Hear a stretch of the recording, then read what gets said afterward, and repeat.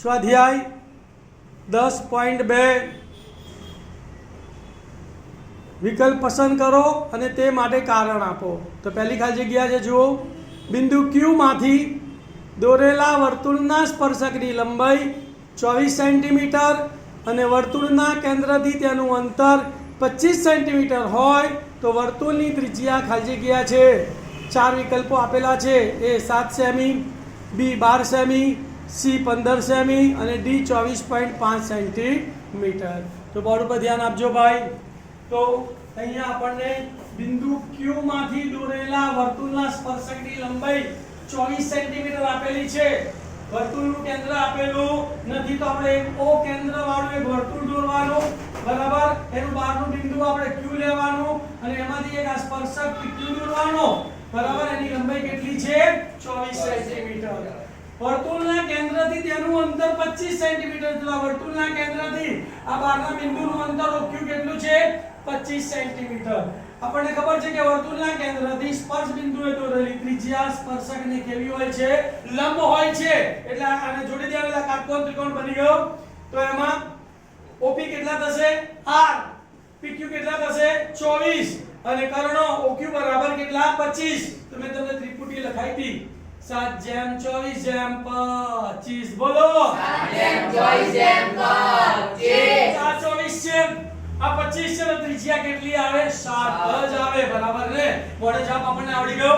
હવે ગણવાનું છે કેવી રીતે? તો આ કાટકોણ ત્રિકોણ લેવાનો OPQ અને એમાં પાયથાગોરસનો પ્રમેયનો ઉપયોગ કરવાનો। તો પહેલા લખીશું આપણે કે સ્પર્શકની લંબાઈ PQ બરાબર 24 સેન્ટીમીટર, વર્તુળના કેન્દ્રથી અંતર કેવું છે? બોલો PO બરાબર PO કે વર્તુળના કેન્દ્રથી અંતર OQ, વર્તુળના કેન્દ્રથી અંતર OQ બરાબર કેટલું આવશે? 25 સેન્ટીમીટર।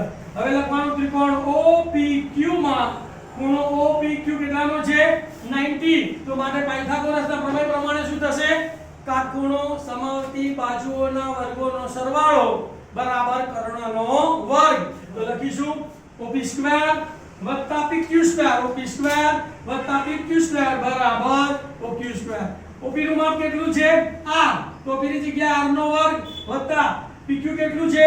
24, તો બરાબર 24 નો વર્ગ અને બરાબર OQ નું માપ કેટલું છે? 25, તો બરાબર 25 નો વર્ગ। r નો વર્ગ 24 નો વર્ગ મેં ડાયરેક્ટ વર્ગ કરતા શીખવાડેલું, ફરી શીખવાડી દઉં। પહેલા એકમનો વર્ગ કરવાનો, પછી ત્રણેયનો ગુણાકાર કરવાનો અને પછી દશકનો વર્ગ કરવાનો। તો 4 નો વર્ગ 16, 16 નો છગડો વધી પડી 1, ત્રણેયનો ગુણાકાર 2 ચોક 8, 8 દુ 16, 16 ને 1 17 નો સાતડો વધી પડી 1, દશકનો વર્ગ 2 નો વર્ગ 4, 4 ને 1 5, તો કેટલો જવાબ આવ્યો? 24 નો વર્ગ 576 બરાબર 25 નો વર્ગ, તો અહીંયા પણ 5 નો વર્ગ 25 અને 2 પછી કેટલા આવે? 3, તો 2 તરી 6, 625। કોઈ પણ સંખ્યાને અંતે 5 આવતા હોય ને અને એનો વર્ગ કરવો હોય ને તો પહેલા 5 નો વર્ગ કરી કાઢવાનો, દશકનો જે અંક હોય ને એના પછી જે આંકડો આવતો હોય બંનેનો ગુણાકાર કરી કાઢો એટલે તમને એ સંખ્યાનો વર્ગ મળી જાય। ચલો હવે તો માટે શું થયું? r સ્ક્વેર બરાબર r સ્ક્વેર વત્તા 576 બરાબર 625। કોને સૂત્ર કરતા બનાવવાનો છે? r સ્ક્વેર ને, તો પ્લસ 576 સામે જાય તો માઈનસ, તો માટે r સ્ક્વેર બરાબર 625 માઈનસ 576। બાદબાકી કરીએ તો 5 માંથી 6 જાય ના જાય, તો 2 ઉપર 10 કો લઈએ એટલે 2 ઉપર 1 આવશે અને 5 ઉપર 15, 15 માંથી 6 ગયા તો 9। હવે 1 માંથી 7 જાય ના જાય, તો 6 ઉપર 10 કો એટલે 6 ઉપર 5, 1 ના થશે 11, 11 માંથી 7 જાય તો 4 અને 5 માંથી 5 ગયા એટલે 0। તો r સ્ક્વેર બરાબર 49।